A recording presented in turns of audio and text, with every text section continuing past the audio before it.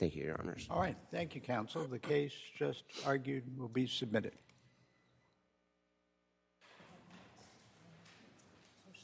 So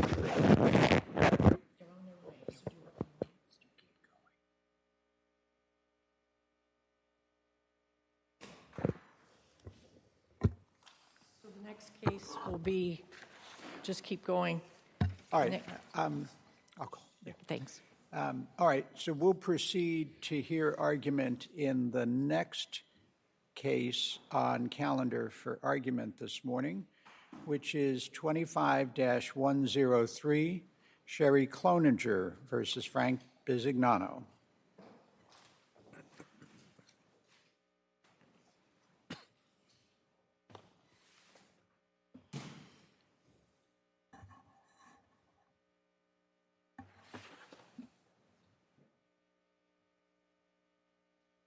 And we will hear first from Mr. Sell.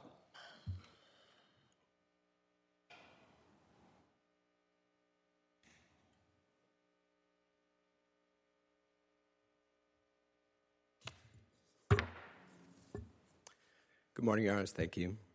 May it please the Court. This case turns on two legal errors. The first error, the ALJ rejected plaintiff's assertion of disabling back pain without clear and convincing reasoning and lacking substantial evidence, because none of the evidence that the ALJ cited supports her claims about that evidence. The second error, the ALJ rejected plaintiff's assertion about disabling cognitive and mental health impairments without clear and convincing evidence, because the ALJ cherry-picked the evidence. I'll start by addressing the back complaints. Here, in the ALJ's decision, the ALJ specifically rejects claimant's allegations about back pain, stating, musculoskeletal examinations of the claimant noted she denied back pain, and she had normal muscle tone, 5 out of 5 muscle strength in her extremities, and no joint pain or swelling. She then provided 8 citations to the record. Significantly, none of the citations the ALJ provided actually contains a denial of back pain. And in fact, all of the citations the ALJ provided support plaintiff's allegations about back pain. For example, one of the citations the ALJ provided states, quote, her back pain is severe and disabling. Because none of these citations actually support the assertions the ALJ made about them, the ALJ's reasoning on this issue is not supported by substantial evidence. Additionally, I mean, yes, you refer to that comment, but why isn't this a case where, the ALJ is sifting the evidence, and maybe we would have weighted differently, but the standard of review prevents us from second-guessing it as if we were the ALJ? Yeah, this is not a case, especially with regard to the back issue, this is not a case in which the ALJ is reweighing the evidence. This is not a case where the ALJ has presented two rational interpretations of the record. In this case, the ALJ relied on evidence that she cited that does not, in fact, support the statements she makes about the evidence. That's simply a lack of substantial evidence on the back issue. Turn to address the cognitive and mental health issue. In this case, the ALJ rejected plaintiff's allegations of disabling neurocognitive disorder and mental health issues. It's significant in this case. This is a claimant who had treatment-resistant major depressive disorder so severe that she elected to undergo electroconvulsive therapy. This is a therapy in which electricity is passed through the brain, intentionally triggering seizures. For example, in her first application of this treatment, the EEG reports she experienced 32 seizures. It's a woman whose depression is so severe that she elected this treatment.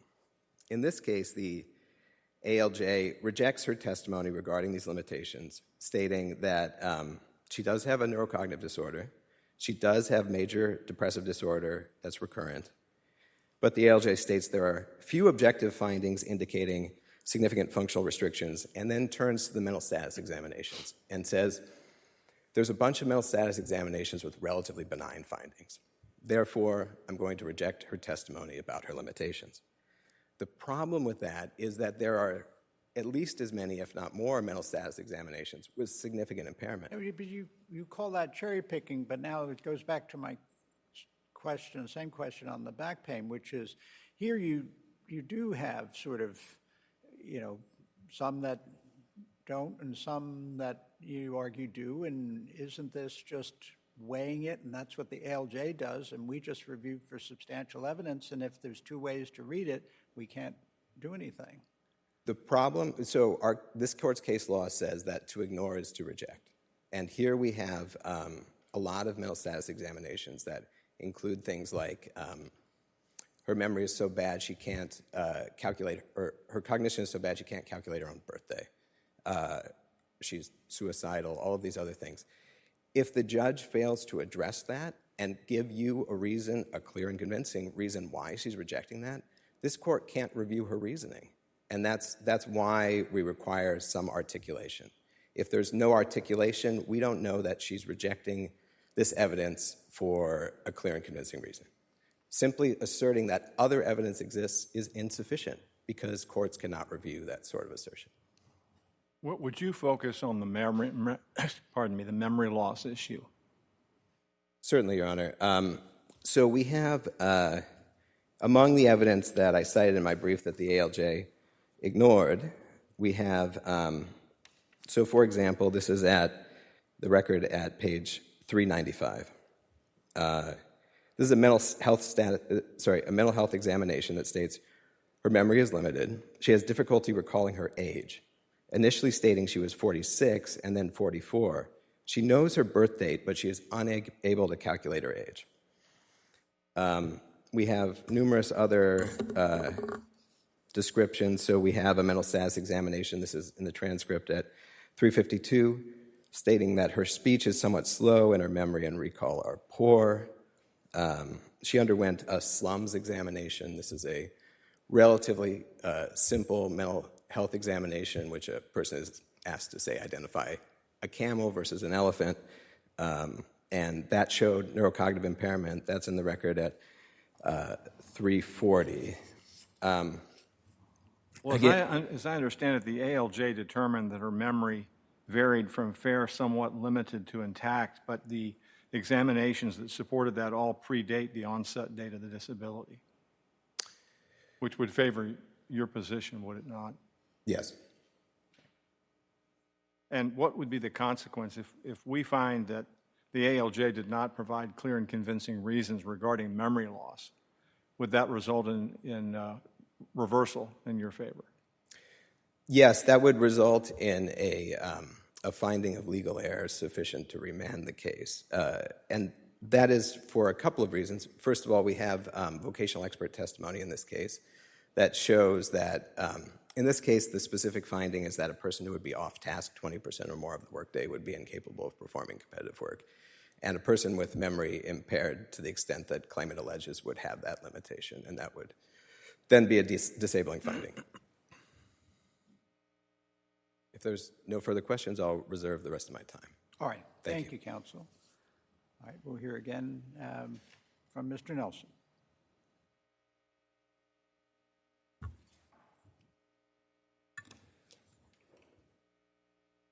May it please the court, counsel, Lars Nelson on behalf of the Commissioner of Social Security. This court should affirm the decision of the ALJ because it's supported by substantial evidence and free of prejudicial legal error. I think context is important here, Your Honors. This is a case where the claimant previously went to school with honors or graduated with honors. She went on a scholarship. She was performing at a very high level. And then she enrolled in a master's program in a STEM field of virology. And once enrolled in that program is where she hit problems. She was struggling in doing something that's very difficult, pursuing a master's degree in virology. So she alleged problems thereafter with memory, concentration, and getting along with people. And the ALJ largely accommodated these. The ALJ accommodated her memory problems by restricting her to only simple instructions, her concentration by performing only simple tasks, and her social limitations by restricting her to just occasional interaction with coworkers and other people and no teamwork. These are huge steps down from what someone who was previously said she could hear a piano piece and play it from memory without having had any other lessons. So the ALJ provided profound accommodations here for the claimant, but the ALJ found that greater ones were unwarranted in light of the normal exam findings and the fact that she persisted in pursuing this graduate degree and ultimately working in a laboratory. The ALJ also addressed her back problems, and I would like to go to the ALJ's decision to just clear a point up that was made by my opposing counsel. On 24, the ALJ does cite, as he noted, 8 records. And one of the records he cites is a few from 5F. And this was a... From what? 5F. Okay. This was a Scrivener's error, Your Honor. If you look at 5F and the corresponding pages, they do not support the ALJ's finding. However, at 15F, if we look at every single one of those pages cited, the claimant denied having back pain. And that's at 1537, 1542, 1548, and 1560. And that was after her spinal surgery. This is not an issue in this case where there could be a closed period of disability because she had spinal surgery in July of 2018, which was very shortly after the period at issue began. So we don't have a 12-month period where she could be found disabled before her surgery. And notably, in January, she had minimal conservative treatment. So this case is very much akin to SMART, where the claimant, up to her surgery, had conservative treatment. She ultimately did need surgery, and there was a period of 6 weeks where she had significant restrictions, but thereafter she denied back pain. And she ultimately said that at 461 in the record that her back pain was totally gone. In light of this, the ALJ's interpretation of this evidence, including the profound improvement, is consistent with the unchallenged opinion of Dr. Moner here at 85 and 86. The ALJ noted, Dr. Moner noted this improvement. The ALJ found this opinion persuasive, and that finding is not challenged on appeal. Fundamentally, the arguments here are just asking this court to reweigh the evidence. But the ALJ cited substantial evidence to support the findings. Response to the cherry-picking contention on the mental health and the issue of a timing differential. In terms of the ALJ specifically acknowledged that in terms of her speech and her memory, there were mixed findings. But the ALJ cited thorough testing, the Welsher intelligence testing at 420, which showed that her memory was only in the low average range. So that's still average, and by definition, that's where most people fall. Again, context is important. This was a woman who was functioning at an extremely high level, and the ALJ then restricted her to remembering only simple instructions, a massive step down from the complex STEM field that she was in before. And ultimately, whatever her memory problems were, as Dr. Carter noted, shortly after the period at issue, they did not ultimately stop her from pursuing her master's degree and working in a lab as part of that program. This is a very limited record here, given the narrow period of time. The ALJ only has so many records to deal with, and on this limited record, the ALJ was able to point to here specific evidence that supported the ALJ's profound limitations. And because the ALJ's decision is ultimately reasonable and supported by substantial evidence, the Commission would ask this Court to affirm. And unless this Court has any further questions. All right.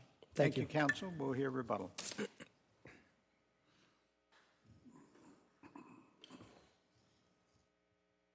Thank you, Your Honors.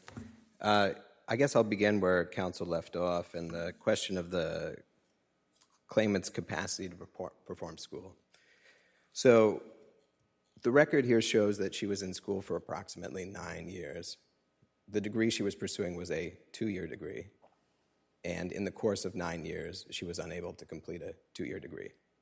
The disabling limitation that the vocational expert testified was that a person would be off task 20% of the time, would be incapable of performing competitive work.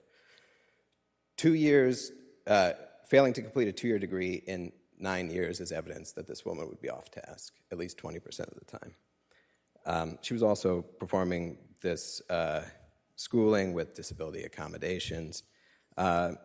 There is some mention, as counsel noted, that she was performing some work in the lab, but again, with disability accommodations. And the ALJ specifically found that this claimant was not performing substantial gainful activity. With regards to the suggestion that we have a Scrivener's error here, I just quickly reviewed the records. I believe the records that counsel is referring to are all urology records that occurred after the date last insured in this case. So were this court to speculate that the ALJ had made a typo and that they had landed on these urology notes, they would be irrelevant because they're after the date last insured. And if you look at the hearing testimony in this case, the ALJ is explicit that she will not consider evidence after the date last insured. But what's curious is if you look at the ALJ's ruling, that same string site of pages, 39, 44, 50, 62, sometimes with a few extra pages added, occurs several times in the decision. All the others have 15 rather than 5. So that does sort of support fair enough, Your Honor. inference that it is, in fact, a Scrivener's error. But I'll give you that. But even if you accepted that it was a Scrivener's error. It's another error. It's another error. She specifically states that she will not consider evidence post date last insured. She says it several times in the hearing testimony. In fact, she interrupts the representative several times and asks her not to ask questions about evidence after the date last insured. If an ALJ specifically says she's not going to accept testimony on an issue, it would be legal error to then deny a claimant based on that evidence. But even setting aside the back issue, turning to the issue of the plaintiff's cognitive impairment, the ALJ has simply needed to address this significant evidence in order for appellate courts to review it, and she did not do that. So we would ask you to find legal error and remand the case.